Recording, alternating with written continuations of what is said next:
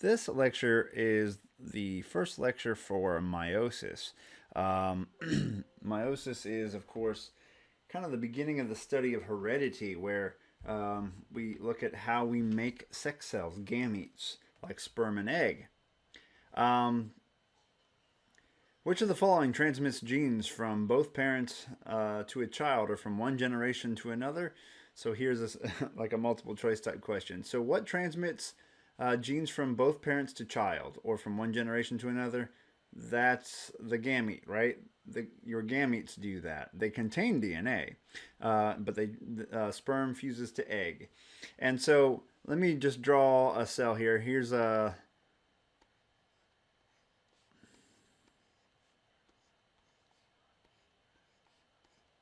All right, there's a cell. If I were to ask you how many chromosomes is in that cell on a test, what would your answer be? I'll let you answer that. The correct answer is 1, 2, 3, 4, 5. So the best way to figure that out is when you see one of these things, right? That's a single duplicated chromosome. Just count the number of centromeres, right? Oops, there are 5 there. There are 5 chromosomes in that drawing.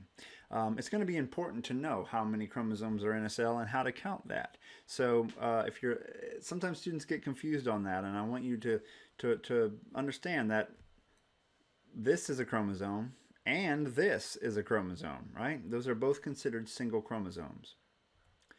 So we know that we inherit genetic information from our parents, and we have some traits from mom and some traits from dad. And of course, this was unknown how that worked back in the day, and Gregor Mendel, who we'll talk about soon, started to figure out how it worked. But we know that we produce these cells called sex cells, or gametes, and these are haploid. So a sperm is N, or haploid. So in the case of a human being, it has 23 chromosomes. And it fuses with an egg, which is haploid, which has 23 chromosomes. And that produces a fertilized egg known as a zygote. And a zygote is 2N. Diploid, it has 46 chromosomes. So that's how it works in human beings. We get half our genetic info from mom and half from dad. Now, some organisms, like this hydra, which hopefully you'll see in Bio 2, some trees, like these redwoods here, can also reproduce asexually via mitosis. They make copies of themselves, but that's not how a lot of us do it. You can see here this asexual bud forming on this hydra, for example, and a lot of plants grow new plants from the roots asexually. But of course, those are exact clones, and exact clones is a handy way to make more critters, but it's not great for evolution because you don't want everyone to be exactly the same. You need to have variation, diversity in a population for it to be healthy and to give it the ability to evolve over time. Now, here we have 2 cells, and I had this challenge for you. In this organism, n equals 2, draw the cells below in prophase of mitosis. So not meiosis, don't worry about that. Well, how would this cell look in prophase of mitosis? And, well, let's just stick to that top drawing. See if you can draw that. Diploid. Now, I'm going to go ahead and assume you've done it. You can't learn unless you do these things, so make sure you do it. I can't verify you've done it except for to give you more homework. But here we have somatic cells, diploid number of 2. I'm sorry, I should say haploid number of 2. N equals 2. So if n equals 2, what's 2n? 2 times 2 is 4, right? So put that n right there. 2 times 2 is 4. So there's going to be 4 chromosomes in this cell. A haploid version of this, a cell that's getting ready to divide, or that has been produced by meiosis, would have 2 chromosomes in it. Haploid cells. So diploid cells have 2 copies of everything. Haploid cells have 1. Here's a question for you. Draw a diploid cell of an organism in metaphase of mitosis, n equals 5. What would that look like? If n equals 5, this is where students will mess up. I'm going to let you answer the question for a second. But if n is 5, n is the haploid number.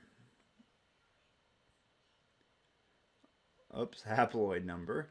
So it's a diploid cell. So this is you. If you went 1, 2, 3, 4, 5, you're wrong.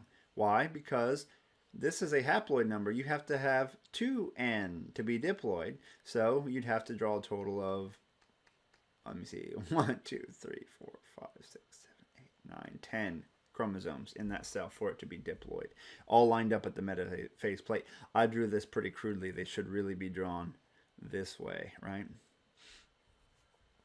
All right, so diploid cells. Diploid, we've talked about this, but let's enforce it. Your somatic cells have how many pairs of homologous chromosomes? How many pairs? 23, right? 23 pairs of homologous chromosomes. Now, this is a word you may not know. Homologous. This is going to be a very important word in this chapter, homologous. So chromosome number 1, let's just say, number 1, you got one of them from your mom and you got one of them from your dad. So if there's a gene right here for eye color, that same gene is going to be right here on dad's chromosome, okay? They have the same genes, but they come from different places. One's from mom, one's from dad.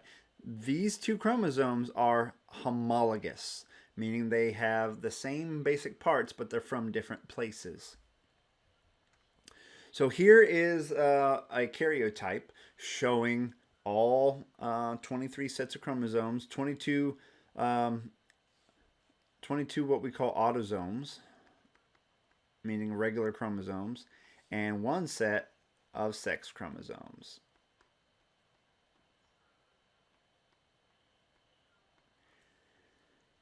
Now what we have here, if we zoom in and look at this, each, like this right here, that right there is actually 2, and this one right here is actually 2 sister chromatids stuck together. One of those sets is from mom, one of those sets is from dad. So these images were taken during metaphase. And so what we see here are metaphase chromosomes, and they weren't actually lined up like this picture. They took pictures of a cell and then they used Photoshop and lined up all the chromosomes so their homologous pairs were side by side. So here's a pair of homologous chromosomes. Here's a pair of homologous chromosomes. Here's a pair of homologous chromosomes. Here's a pair. One of these is from mom, one of these is from dad. One from mom, one from dad. One from mom, one from dad. All the way down here, the sex chromosomes are actually the one set of chromosomes that are not homologous, at least for men. For women, they are. X chromosomes are X chromosomes. They have the same genes. But when you have an X and a Y, that's the one case where they're not homologous. Why? Because an X chromosome is huge. So here's that duplicated X chromosome. It has a bunch of genes on it. A Y chromosome is really tiny, and it does not have nearly the same amount of genes on it as an X chromosome. So if you recall, let's start zoomed in. Here's the DNA. DNA gets wound up and around proteins, and we form chromatin. Chromatin winds up forming chromosomes, and chromosomes are found inside the nucleus of the cell. And so that's where we are in this lecture today. Now, when we start in the next lecture, I'm going to talk to you about chromosomes, genes, and we're going to start to get into how we replicate those chromosomes.